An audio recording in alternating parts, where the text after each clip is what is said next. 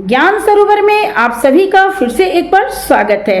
और आज के ज्ञान सरोवर में मैं लेके आई हूँ फिर से एक बार चतुर तेनालीराम का किस्सा।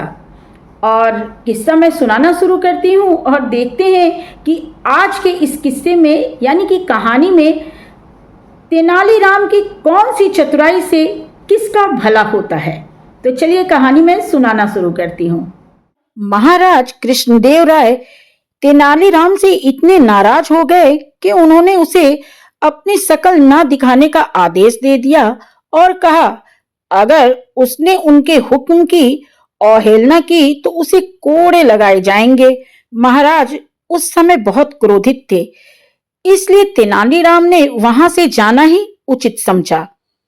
अगले दिन जब महाराज राज दरबार की ओर आ रहे थे तो तेनालीराम से चिढ़ने वाला एक दरबारी महाराज को तेनालीराम के खिलाफ भड़काता हुआ जा रहा था।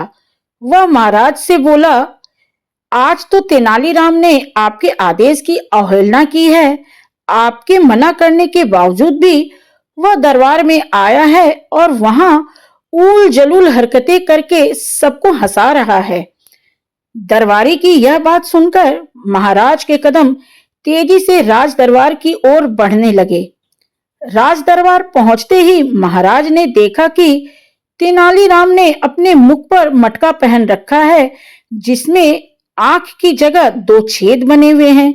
यह देखते ही महाराज आग बबूला हो गए और तेनालीराम पर गरजे, एक तो तुमने हमारा हुक्म नहीं माना और ऊपर से ये अजीबोगरीब हरकतें कर रहे हो। अब तो तुम कोड़े खाने के लिए तैयार हो जाओ। जैसे ही महाराज ने ये कहा, तेनालीराम के विरोधी बहुत खुश हुए, लेकिन तभी तेनालीराम बोला, महाराज मैंने तो आपकी किसी आज्ञा का उल्लंघन नहीं किया है।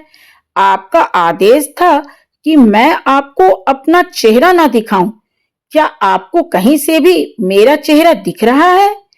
यदि ऐसा है तो जरूर उस कुम्हार ने मुझे फूटा हुआ मटका दे दिया है। तेनालीराम की बात सुनते ही महाराज का गुस्सा छूमंतर हो गया और उनकी हंसी छूट पड़ी। वे बोले, किसी ने सच ही कहा है कि बेवकूफों और विदूषकों पर नाराज होना व्यर्थ है। अब इस मटके से मुंह को बाहर निकालो और अपने आसन पर बैठ जाओ।